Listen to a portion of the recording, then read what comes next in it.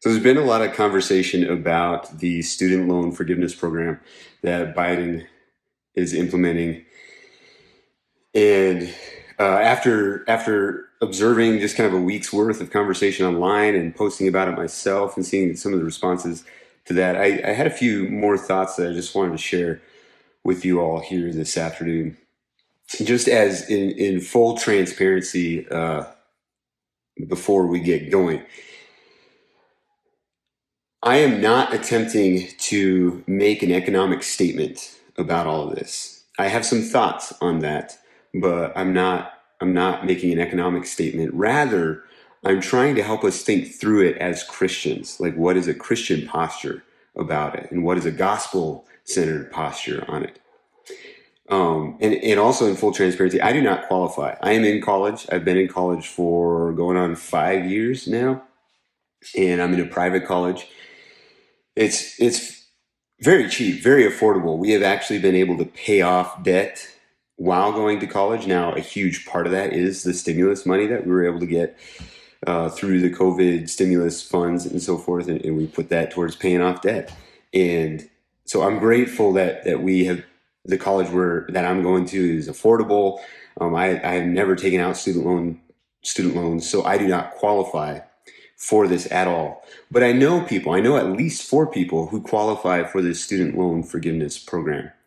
And I also know what it's like to either have a debt forgiven or to have the stimulus money and the kind of shot in the arm that it can bring.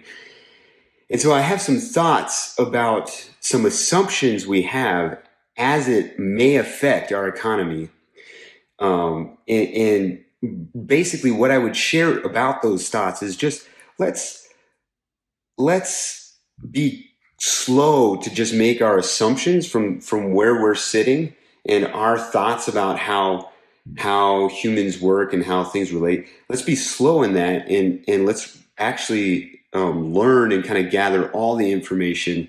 And maybe there's a perspective that we need to change in. So just kind of from living in the city for well over 10 years, what has it been? We spent 14 years in the city in an urban setting. One of a common assumption is that the people that are on welfare are just sucking it, like they're lazy and they're just sucking welfare. And what's really interesting is actually the people who strike me as kind of lazy and sitting around smoking pot, just kind of not doing anything, they actually often don't even qualify for a lot of the welfare programs, and their money is being provided in darker ways, like through drug money, or there's some kind of connection, maybe connection with gangs and so forth. Yes, there are people who abuse welfare programs, the social programs. But think about this. We would think that it's very good when someone works hard and develops a great net worth, right? And then passes it on to their children, right? Is there anything inherently wrong in that? Most of you, I don't think you'd say that. I think we all, even if we know that, like, life isn't all about building wealth and we should be good stewards of our money, we kind of want to be able to do that, right? Like, build a good, financially stable net worth and what's the word, nest egg for our kids, and be able to pass on an inheritance to our kids so that they can start off a little easier. But I'm sure you're also aware of children who have abused that, right? And who have become really lazy as a result. And so is it fair to say that wealthy kids are just lazy? Kids of wealthy parents are lazy? I don't think that's fair, right? Like, I know a lot. I have several friends whose families are just wealthy, far wealthier than I've ever been, and they're not lazy. Like, yes, they had financially, they had a jump start that I did not have, but they're just as hardworking. Sometimes they're harder working. Honestly, like, sometimes they have seen the way that hard work can reap financial results immediately, and so they really devote themselves to a lot of hard work. But I also know some people who, quite frankly, are lazy. They had some money given to them, and they are lazy. And so, just like we should be slow lumping all wealthy people or people who inherit wealth as being lazy, I think we should be really, really slow in the assumptions that we make about people on welfare or who need social programs in order to live. There are so many dynamics we don't know about their story. We don't know why they don't have capital. One rule of thumb we must remember is that capitalism works for those who have capital. If you don't have capital, it's really hard. It can be really, really hard. And so a bigger question is, why don't people have capital? Now, that might have to do with their own laziness, but it also might have to do with tragedies that happened to their parents, spiked with incredible medical expenses.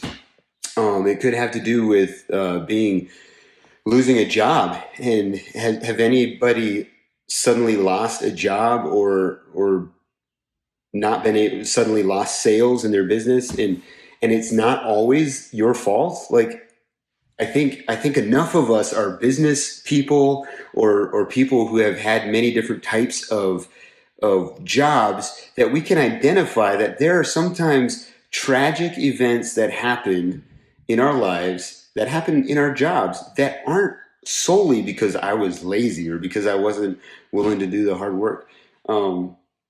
It could be people grow up in places that are just far more expensive. Or a bigger point would be that in the last 25, 30 years, expenses in a particular place have skyrocketed more than in other places. But this is where they grew up. This is where their family is. This is where their home is. And so just thinking of moving isn't as simple. Like, somebody looking in on that situation might think you should just move. Well, it's far more difficult than that. Furthermore, moving costs money. You need capital to make a move.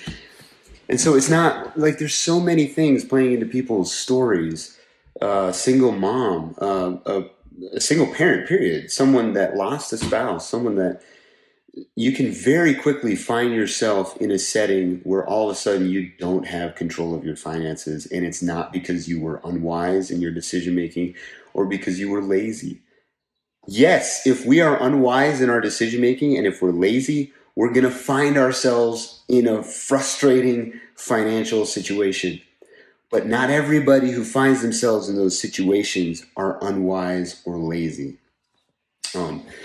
So of the people in my world, which I understand, I'm one person, I'm thinking of at most maybe a dozen people. So this is a small community, but I've seen enough that it's like, you know what? I think we create some false narratives around economics sometimes that need to be challenged to a certain degree.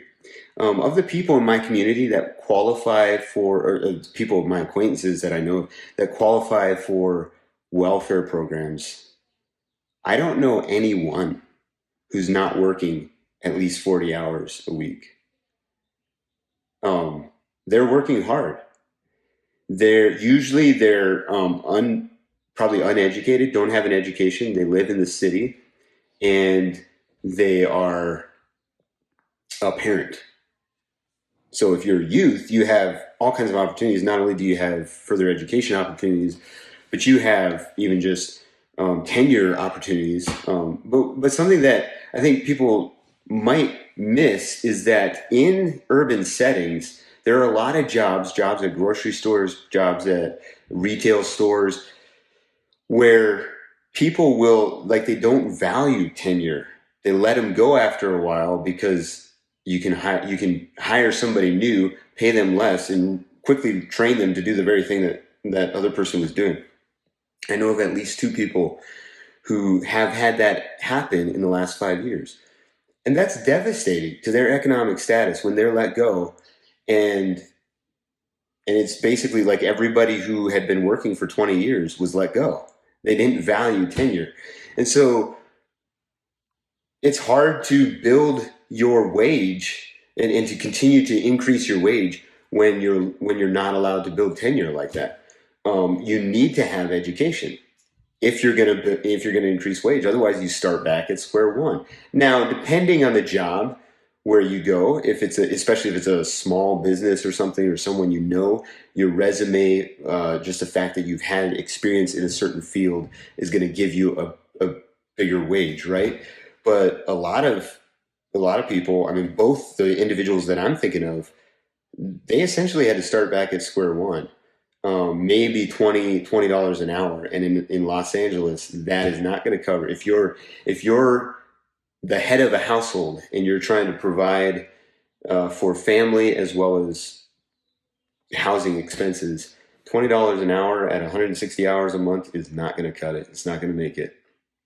And so then you also get into complex situations, like some of these people pay child support, and we can have we can look at someone and be like, well, that was a foolish decision, right? Like, obviously they had poor relationship decision making process, but is that really fair? Like, sure, part as a Christian, part of discipleship, part of walking with them and bringing them to Jesus is going to be helping them think through their relationship decisions.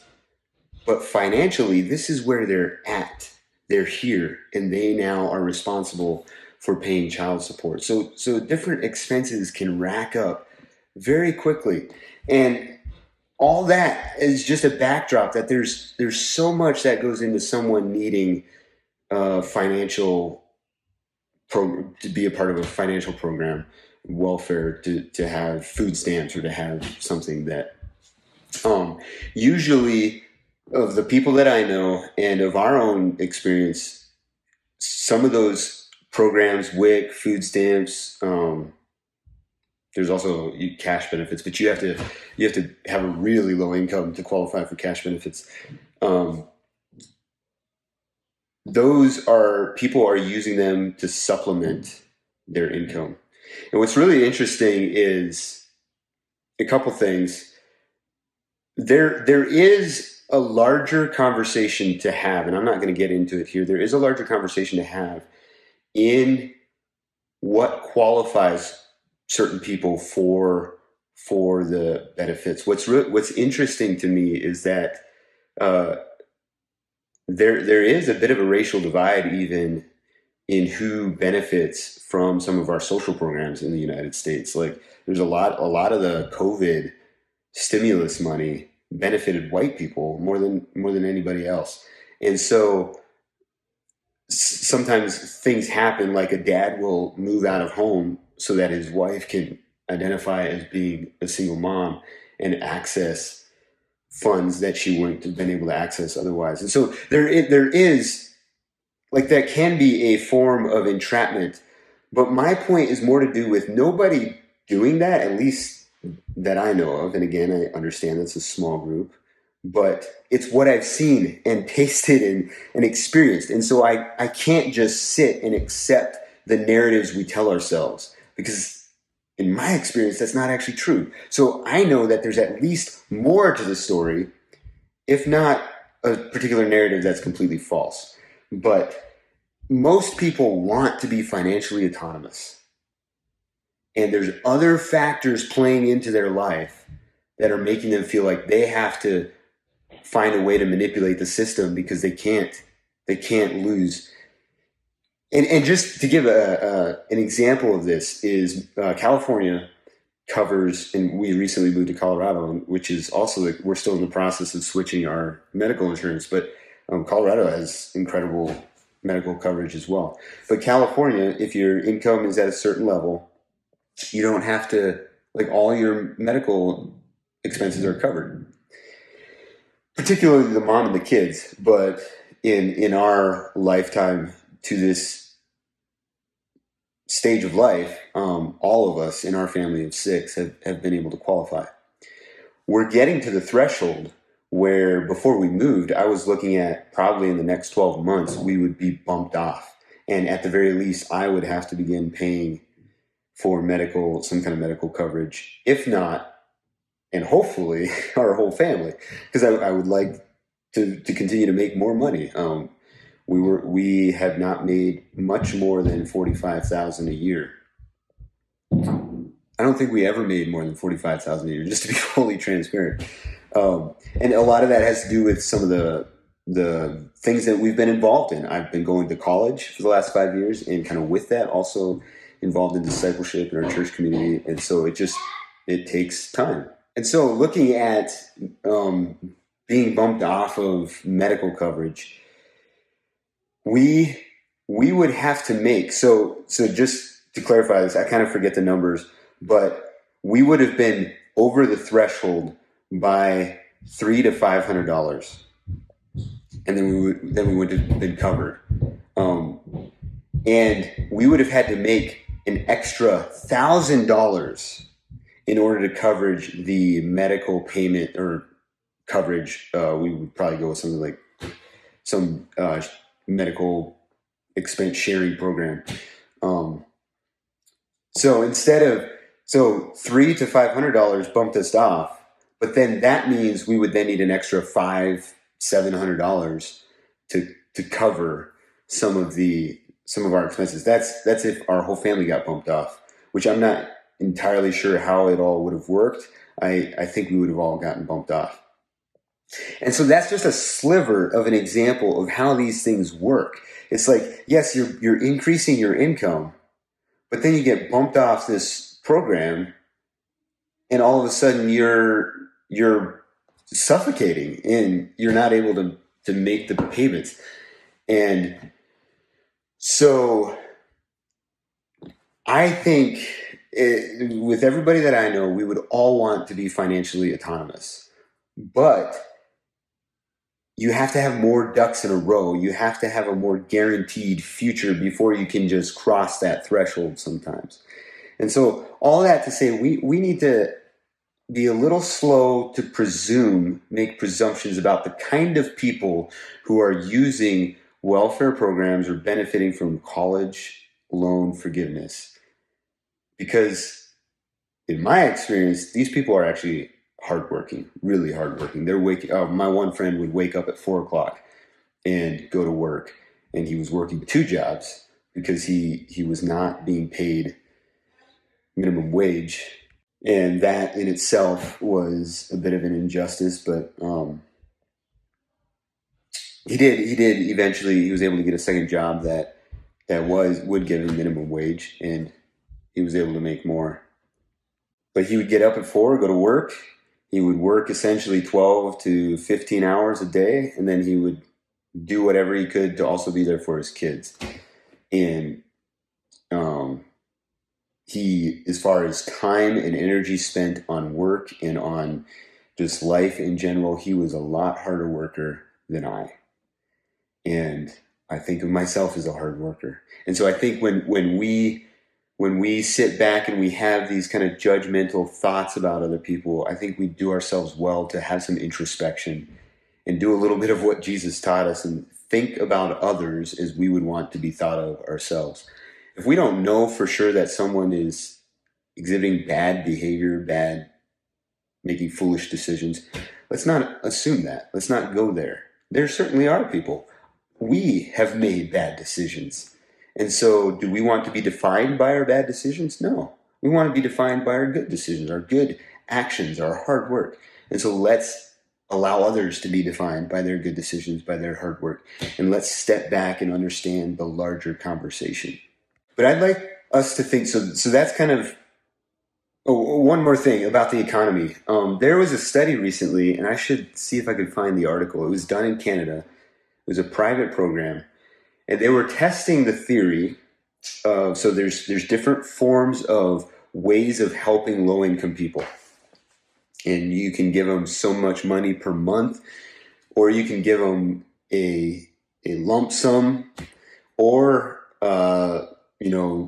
some of us would be of the persuasion that you shouldn't give any money. They should learn how to work and earn their money. When people have low income and they're dealing with poverty, and obviously poverty is a bit of a funny thing because you can be barely making it and suffocating and not able to make all your payments and have a life in America. But when you do your taxes at the end of the year, you're making $30,000, and that's anywhere else in the world that would be incredible, right? And so it's, obviously, we're talking in the context of America, or of kind of the Western America, Canada. There was an experiment done where homeless people were given $7,500. Some were given as a lump sum, some were given in monthly payments. And there were several criteria. You had to be homeless within the last 2 years, so you couldn't be chronically homeless, and then you could not be exhibiting any addiction to substance, have any record of substance abuse. But otherwise, you were just homeless. You landed without a job. You were evicted or whatever, and you're now homeless in the last 2 years. I believe it was last 2 years. It may have been 5, but I can't remember how many people. I think 3,000 people were given this money. And then they tracked them over 1 year's time to see what they did with it. And by far the majority of it, I want to say like 70 to 80% of the people they had an apartment within the first 2 months, and they had a job within the first 3 months, I think. And so they used the funds, the cash that they had, to begin bettering their life, where they could now become self-sustaining, and they didn't have to rely on this program. And that's just, I forget all the details. I'll have to look up, see if I can find the article and maybe drop it in the comments. But it was an example of how a shot in the arm of some cash flow, we have this narrative that people become lazy. It's like, oh, I become dependent. This is free money. And this is what I want to get onto next as we think about it as Christians. But at least in that experiment of, I think it was like 2,500 to 3,000 people,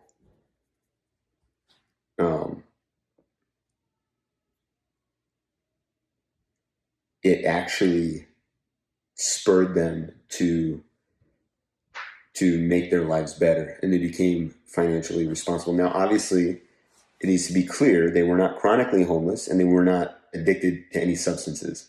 We all know, even the wealthiest celebrities, the wealthiest people, when they become addicted to a substance, then it can break them. Obviously, any kind of addiction can. And so that doesn't really have anything to do with whether or not you're homeless or whether or not you have a ton of money. That's a completely different issue. And so we need to be careful that we don't assume just because you're homeless, you're addicted to a substance, you're involved in drug dealing, and you're really lazy or something.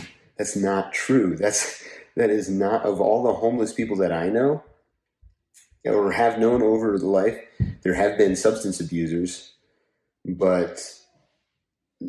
and chronically homeless people become addicted to the freedom that homelessness gives you.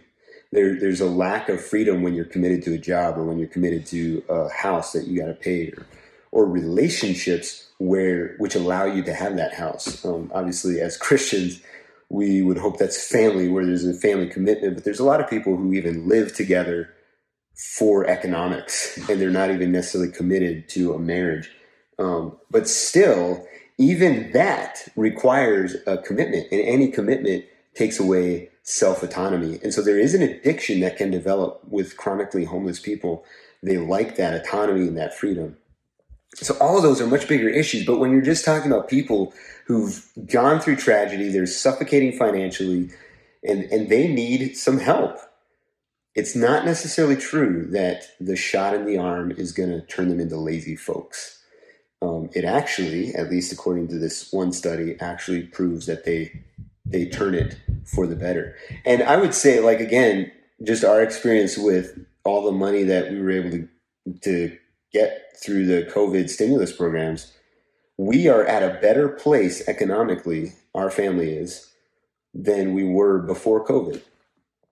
And just to clarify, we spent about 5 months of 2020 very much in the red. Like, COVID hit us hard. I was doing handyman work at the time, and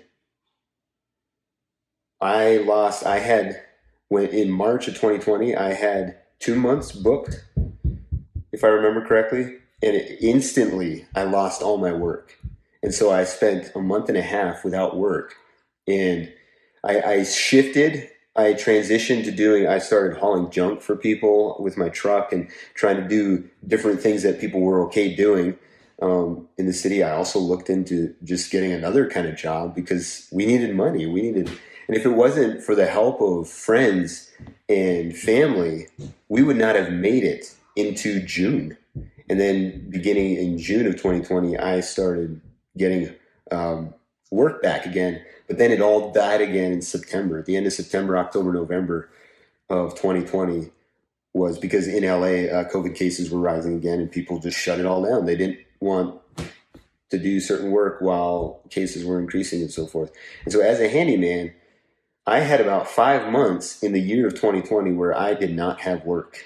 And so it hit me. And all the programs, like the first stimulus money was passed the end of March. Oh, yeah, we got the stimulus money, but then like the unemployment that self-employed people were supposed to qualify for, it took till June, I think it was, till we saw any money of the unemployment for being laid off for that time.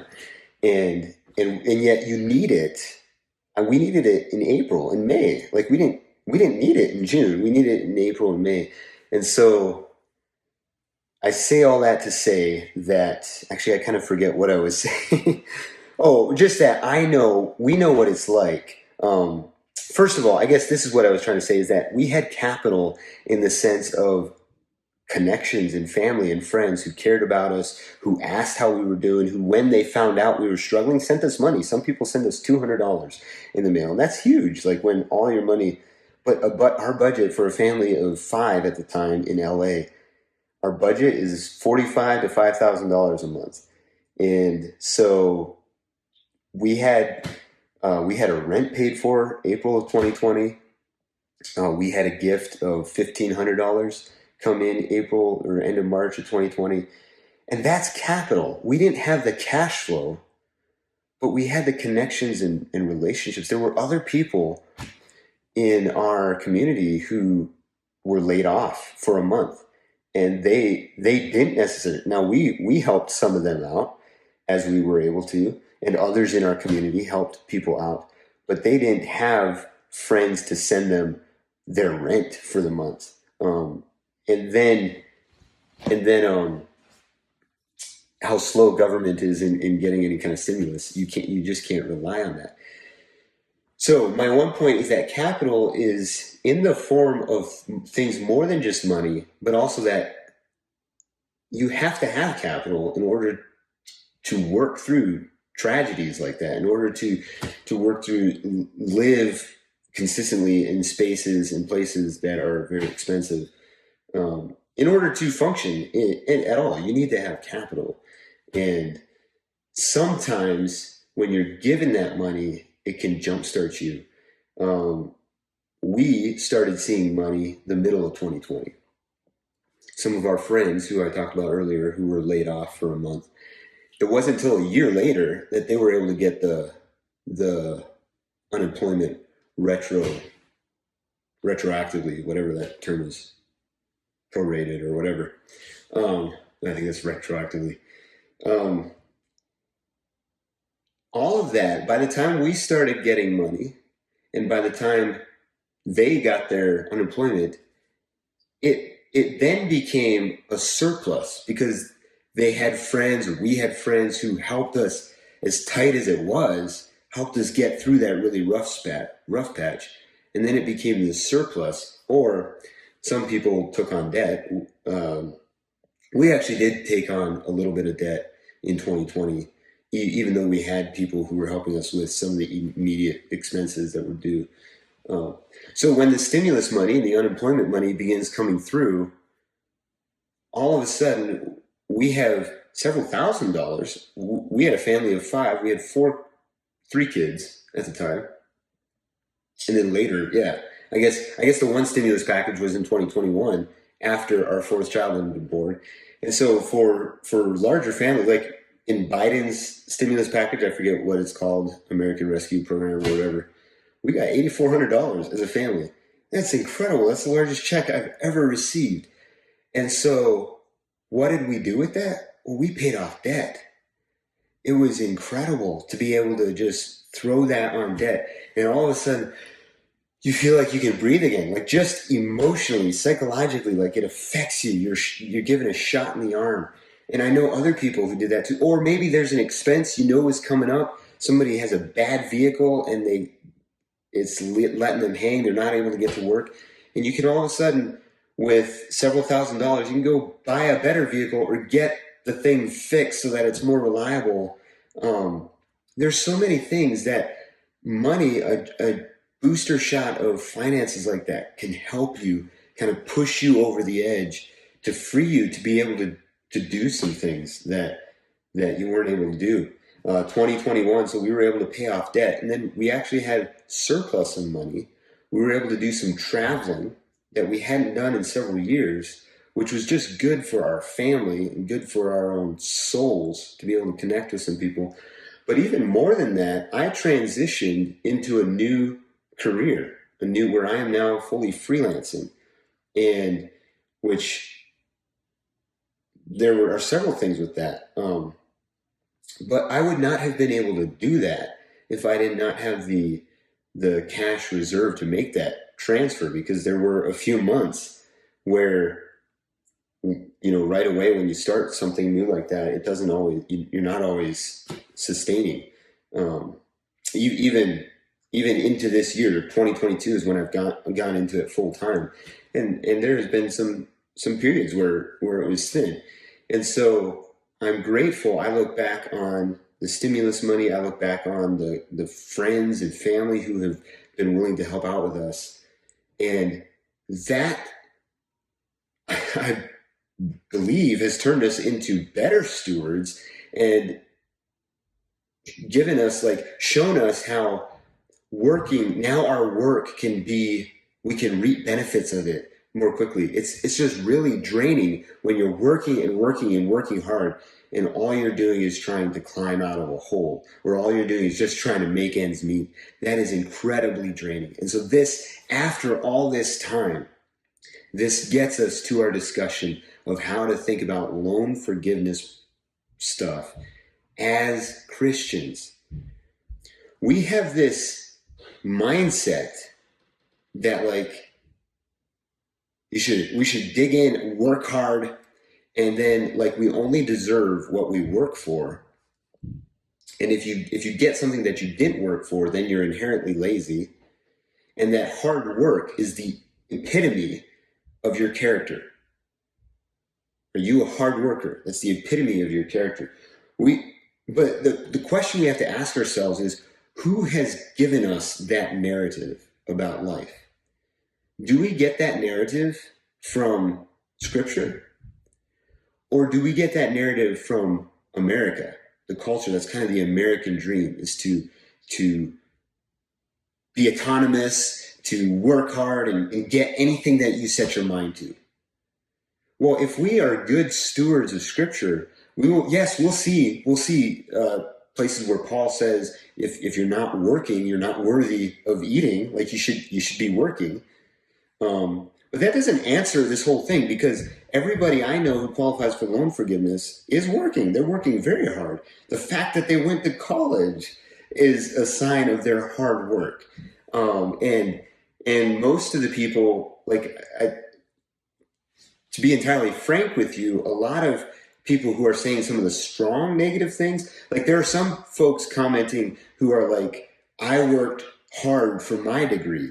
And so that's a different conversation. I understand that kind of disappointment. It's man, it would have been nice to have that when you were in college, right? And you put in the hard work. There are some folks, that's not what they're saying. And I sort of get the impression, I'm not sure they've gone to college. I don't know what they think of college life. But do you realize that most people in college, or at least everyone in my world that I know of in college, they're not only paying for school, they're also paying for all their housing and living expenses. And so your student loans will cover tuition, it doesn't always cover. I mean, depending on what you qualify for, what your income level is, and everything, like it might cover that, but it doesn't always cover all your other expenses. So these people are working hard and going to school, which school is hard. It's hard work. College is hard. If you're going to get your money's worth out of it, you got to work hard for it. So they're working on the side. They're going to school and taking on student loan debt. So this notion, this kind of narrative we tell ourselves that somehow they're getting free money because it's canceled, well, and somehow they're not working hard. We need to hit pause on that a little bit and say, we gotta know more about this, okay? Of the people that I know or have personally met who didn't have to work their way through college, those were people whose parents had set money aside for college, and the college money was granted to them. I know many people who have worked their way through college and they're debt free. I'm sorry, I should be careful when I say many people. It's a handful of people. I know a handful of people in my world who are working their way through college and they are taking on student loans. And so this notion that somehow they're not working hard, it's just false. It's a completely different metric to track whether or not someone is a hard worker at college. You have to, while going through college, like there's many different things, and some of the greatest abusers of their college opportunity are people who have the funds provided for them and they're not responsible to pay the loans back. Now, having said all of that, I know, and like I said at the very beginning, there are people who will abuse this. There are people, oh, I'm not charged interest for the first couple of years or whatever. Oh, cool. So I don't make any payments on it. And that's just like, hey, wait a second, like think through that a little bit. You have an opportunity to majorly cut down your principal, and then your interest is going to affect you less. Like, yes, there's definitely like some of that not thinking through the finances very well, or some people, they've worked hard in college and so then they want to go to Europe after they graduate instead of immediately starting to pay off debt. Like, I know that there's people like that, but that doesn't inherently mean that someone who qualifies for a student loan being forgiven is lazy and that they're not going to be a contribution to society. The other thing, and this is kind of going back, we're just kind of intertwining thoughts about economics a little bit. I see a lot of comments about like other people paying for this. It's actually a little, again, we create some false narratives and we believe them to be truth. Sure, whenever a program like this is done, like it falls on taxpayers.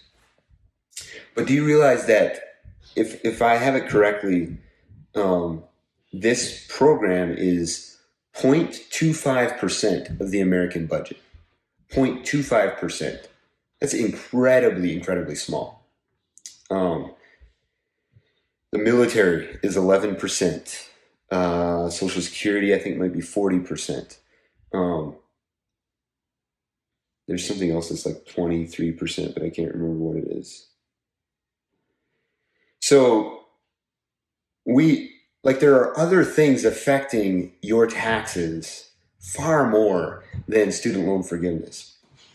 So let's just be aware of some of the false narratives that we create and kind of step back and see if they're actually accurate. If they're actually that true, universally, as universally true as we are talking about them. Because some of us commenting, that's like our first thing, that's the primary thing, and we assume that it's immediately true. And it's actually not as true as you're making it out to be. There's truth to that. I'm not saying it's untrue, but it's not as true of a narrative. Now, let's dig deeper. Who gives us this narrative that we need to work hard and even like a sense of pride in our hard work? I deserve this because I worked hard. Okay, if we're students of the scripture, then we understand that as Christians, as people who have received Jesus, the largest debt, the one that demanded our lives, has been paid for us. I mean, Jesus has paid our debt for us. And I know that's not monetary, but it's our lives. And that is the gospel. That is a core piece of the gospel. Regardless of how we understand atonement and the whole process, like, essential to the gospel is the generosity that we deserve death. We deserve to, like, we are incredibly indebted to God. We have turned in rebellion to God, and he has forgiven us. So forgiveness is inherent within the gospel. And as Christians, I don't understand how we can claim to believe and live in the gospel and not share that, not just verbally, but share that by embodying it to others in generosity. If we're having a conversation about how to alleviate poverty, if we're having a conversation about how to help people in a long-term way so that not only do they have alleviation and not only do they have help in the tragedies, I'm trying to remember the When Helping Hurts is a really good book, and they have terminology that I cannot pull out of my head right now, but and I haven't put, my bookshelf is going to be here eventually, so I'd be able to pull it off and talk about it. But they talk about, at least, I think it's like 3 different stages, maybe 4 different stages. One is alleviation, like just immediate, there's a disaster and you need to get in and help. And then another one is that you need to help them develop, I think. I don't know if I have them in order, but develop. So sometimes that's help. They need help developing a country or a group of people or an individual. Like, it really could be true at multiple levels. And then the last one is like sustainability, ongoing. They are self-sustaining and self-autonomy. And so there's different phases of the process of help, which is why I personally don't think canceling debt is going to solve the root issue in and of itself. It might be a part of it. It might be a part of alleviating, but that's not going to solve the issue, right? Like, if nothing changes in another 10, 15 years, like, we're going to have another group of people who need canceled debt. And that's not going to help. It, like, obviously I'm not an economist. I'm not going to try to make statements about it, but I don't see how that could help.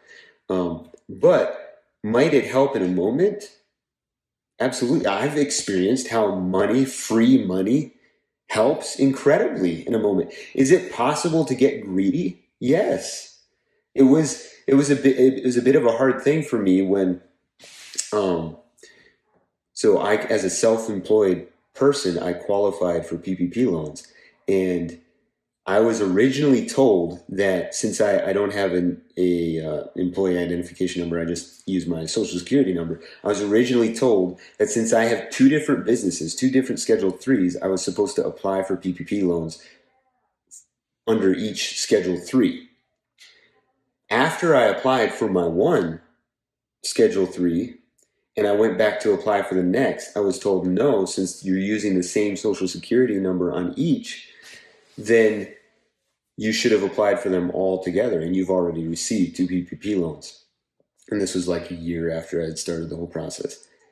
And there was something inside of me that got a little upset and angry. It's like, man, I could have qualified for another, I think it was about $7,000 worth of forgivable loan money as a self-employed person if I would have known how to do it the right way the first time. And that's essentially free money. Obviously, we're going to pay for it in our taxes and so forth. But what we received helped us a ton. Man, I would have really liked to have that extra 7,000 or so. So yes, absolutely. But are you telling me that it's not possible to also get greedy when we work hard? that our determination to work hard and earn money is not also sometimes greed and sometimes kind of self-centeredness? Like, I've experienced both. I've seen working hard brings good results, and then I get greedy, and then I begin to calculate out, okay, if I work this much this month, it just happened to us as a family. My son ended up in the hospital for a week. I didn't put in the hours I was hoping to this month, and so financially, like, we didn't make as much as I had wanted to, and there's a part of me that's like, like, I really wanted to make that more money, but we can't live our lives with that kind of greed, and you all know that. But my point in all that is to say, sure, the help in the money, it's possible to become greedy, but that doesn't mean that everybody becomes greedy all the time, and it also doesn't mean that that's not what's needed at times. And if we're gonna look at the world from the perspective of the gospel, then central to all of that, we understand, is the generosity of Jesus, generosity of the Father. And I think the greatest picture given for this is, in fact, the parable of the two sons in Luke, where there's the father, the one son comes and demands all that his inheritance right now. And if we understand inheritance in ancient Jewish times, that was you didn't get your inheritance till the father had died. And so it's a declaration of saying, you are essentially as good as dead to me, and I want my money now, and I want to go live my best life now. And he does. He goes and lives his best life now. But there's another brother who stays there and works hard. He works hard for everything. And eventually the younger brother, who went and spent all that he had and wasted himself, he's eating out of a pig trough, and he realizes, which is like, the family is Jewish, and pig troughs were like, pig farmers in Jesus' time were Gentile. So he's eating out of a trough of a Gentile person, and he finally, it says, comes to his senses and remembers that my father's servants ate better than this. So he works up this apology. He's going to go back. He's going to apologize, and he just wants to be able to, eat with the servants.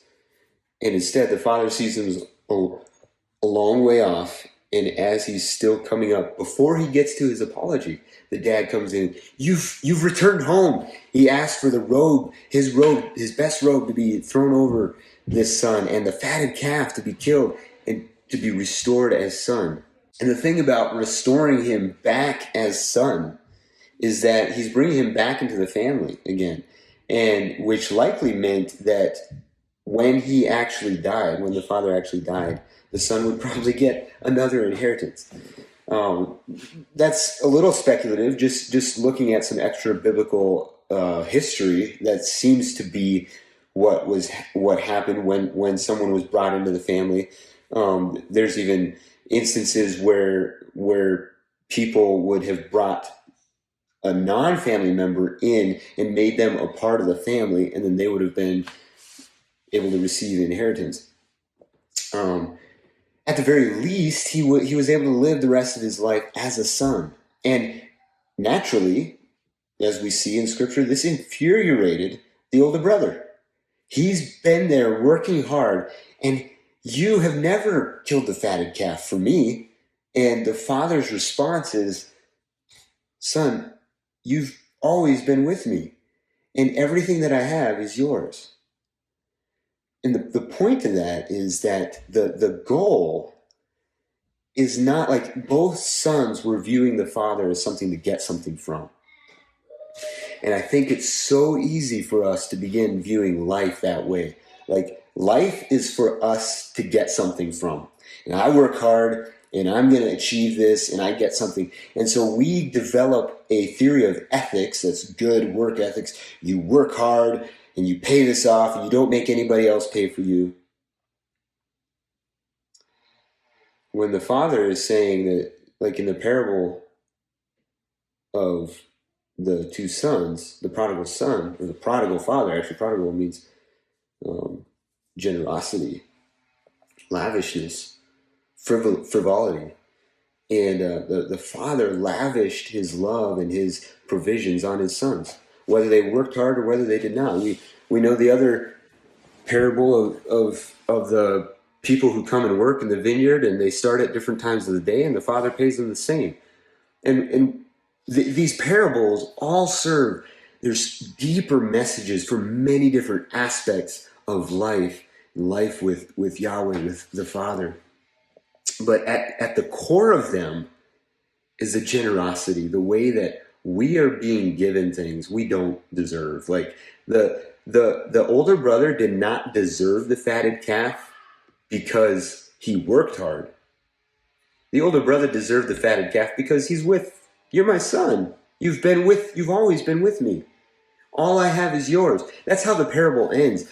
And the insinuation is, at any time, you could have asked for the fatted calf. But you're with me. And the Father's wanting to celebrate the Son who was not with him, who's come back. Now he's with me. So in the Father's mind, the point is not, did you work hard? Did you deserve this? The point is that my sons are with me. And that's the generosity that we as Christians are to live. If we're going to live in the gospel, we live with that motif. Are we with the Father? And is our goal to help other people become with the Father and to be with God? I think it's Sky Jethani who wrote the book With, and just the whole point of life is about being with the Father and being with Jesus and doing life with Jesus. We sometimes think we work for Jesus, or I'm a servant for the Lord.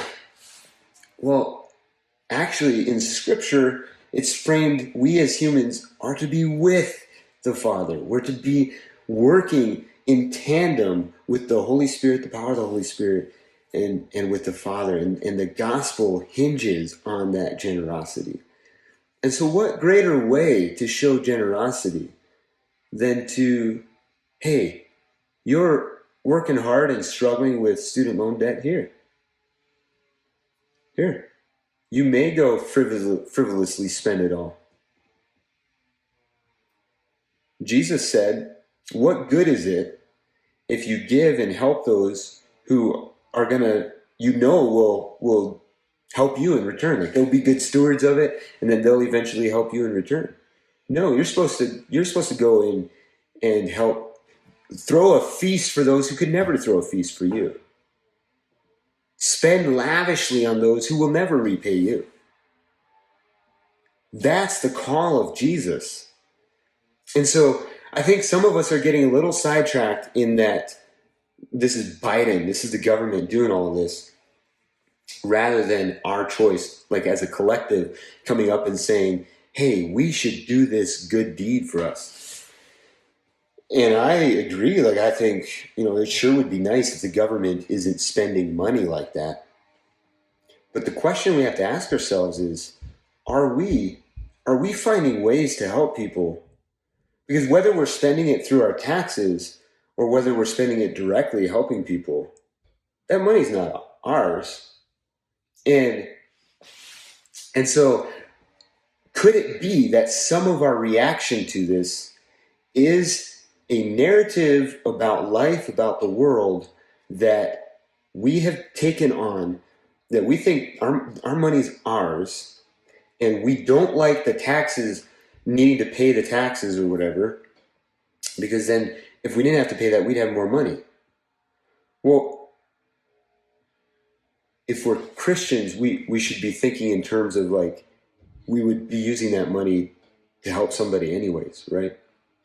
And so I look at our taxes and I think, man, I would much rather give money to help those with low income, those in need, than spend it on a big military. I think of all the money that goes into lobbying to get a bill passed, like huge chunks of those stimulus bills that were passed in the last couple of years went purely for lobbying. That can infuriate me. Like, you spent billions of dollars just to get the deal done. And that's not going to anybody but politicians in various political groups. Like that saddens me. That frustrates me. Like I don't mind. Hey, if I can help you pay off debt, yeah, I'm needing to pay my way through college, but that's okay. Like we're making it, we're doing it. If I can help you pay off debt, that's one small way that I can embody the gospel with my neighbor. And obviously, like the thing that would be more powerful if we can do it directly with people is we can use it as an opportunity to share, to get to know them, to share. Like I will never know anybody, specifically like, oh, my tax dollars went to pay your student loan debt, so I can't develop the relationship and use that as an expression of generosity. But I think of my friend Rebecca Moy, if I said her name correctly. Moy, her challenge was, if Caesar did this, how much more should we be thinking as Christians? Like, we are the ones to be the salt and light. We're the ones to be doing this kind of thing. And if we weren't doing it, that ought to convict us and motivate us to go out and be generous and live generous. And this notion that like working hard and kind of taking pride in our hard work, that's actually a very secular and fleshly way of thinking. That's not the gospel way of thinking. Now, I'm not saying, like some of you are going to hear that and you're going to think Asher's saying you shouldn't work hard. No, I didn't say that at all. Like but our hard work is motivated by something deeper than pride. It's motivated by something deeper than just self-satisfaction. I have accomplished for myself. I have built myself a bigger barn. I have built myself a name. What does that sound like? It sounds like Babel.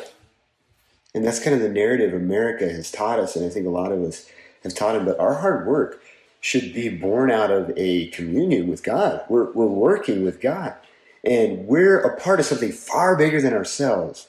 And my work as a copywriter, my work as an author, can display the goodness and beauty and help, especially as when I think of copywriting, can help sell good services, can help sell products that benefit people's lives.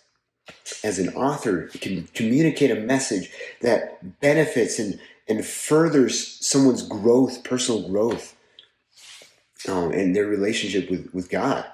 And I do that from the motive of that this glorifies God, and I'm doing it with God. Of course, I want to reap rewards from that. I want money from that. But if I'm doing my hard work strictly for that personal reward, then I am going to develop a framework of selfishness and self-centeredness. Even my money, like what is my money for? So I'm doing the work, I want money for it. What's the money for? What am I doing with the money? What kind of life am I creating with my financial use? Is it solely to feed myself? Or so for me, first of all, it's going to be to take care of my family. And then even beyond that, there are things that we would like to do and develop that can help and bless other people. And that's invigorating. Like when all of a sudden our money is not just for like, yes, we would like to travel. We've done a lot of traveling the last couple of years, so we don't plan to travel right now. But, we would like to go and do things, to go see people, see places and so forth. But at the end of the day, like if our whole world is centered around that, we're very quickly no longer living out of a gospel lens. It's very self-centered. And instead, if I'm looking at everything, my time, my money, my relationships, through a gospel lens, then I'm always gonna be thinking, how can I help other people with it? How can I share the generosity that's been shown to me? I've received generosity financially, but I'm not talking strictly about that. I'm talking about the generosity of Christ. I can embody that and bring that incarnated into right now, today, by being fiscally generous with other people. Is that the only way we exhibit the gospel? No, that's not what I'm saying. And I'm definitely not saying we don't work hard. But what I'm saying is, as Christians, forgiving other people's debts is incredibly consistent with the gospel message. And more than that, it's something that we ourselves have experienced. So for us to turn around and think condemning thoughts of people who reap from that forgiveness is not only not to be looking at it through a gospel lens, but quite frankly, I think it's a bit hypocritical. So may we live with the generosity that Yahweh has shared with us. And Babel will be Babel, and how they choose to do it, it's like I said before, I would much rather my tax money go towards helping students pay off debt than build a bigger military. But Babel's going to build a bigger military. And Jesus has still commanded me to give to Caesar what is Caesar's, this earthly American money. And I have what I need right now and more. And so I'm grateful for the way that God has provided Franklin's and Jackson's and Washington's and different kinds of presidential faces on money. But this is just American money. And as a Christian, my life transcends all of that.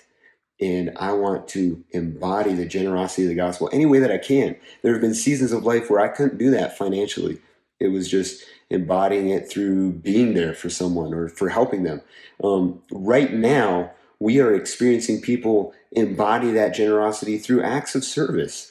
Just different people as we've moved into a new community and recently went through a little tragedy here. People have brought meals for us. They're helping us. There's been a ton of work we're doing on the house, helping us clean some things up or do different things. And it's not money that's being given, but it's that generosity that's being shared. And so how can we, as Christians, we're thinking Christianly about it. We're going to let the ways this affects Babylon, which this particular Babylon is called America, the ways this affects that economy, we're going to let that on the table. God will take care of it. God will take care of us. How are we, as followers of Jesus, embodying his generosity? That's the question. And that's what this can be an opportunity for us to think fleshly and to be like, well, I worked for this, or they're going to become lazy, or you kind of become upset about this. Or it can be an opportunity for us to be convicted and motivated, provoked to do good works. How can we be generous? And so I realize it's a bit of a challenge. I know this is a complex issue. If you're struggling with it, I'm not saying you're bad for struggling with it. We should wrestle through it. But I think we should ponder why. Like, why are we struggling with this? What narratives have we allowed to shape the way we looked at the world? Is it a gospel narrative? Is it the narrative of the scriptures? Now, I know we can all go to particular scriptures to make our points. The question is, in the whole biblical narrative, like, what is the message, the thrust of the message that's being put forward? Where there is a legitimate issue of laziness, then Paul says, you're not worthy to eat. And particularly, Paul is talking about gossiping busybodies, and they're stirring up strife in the church. They should be working and taking care of their family instead of doing this busybody work and stirring up strife. And so Paul is not making a universal statement about all acts of generosity, acts of canceling debt. You look at the book of Romans, you look at several other books where Paul is appealing to churches in one area to support people in another area who are facing persecution, who are facing some sort of oppression. And so that, how many of them were like, wait, like, what are they doing? How they're going to become dependent on this and lazy. Well, we see within the biblical narrative, we see this motif. Yes, we work hard for the glory of God. And yes, we're generous for others because we have been generously dealt with ourselves.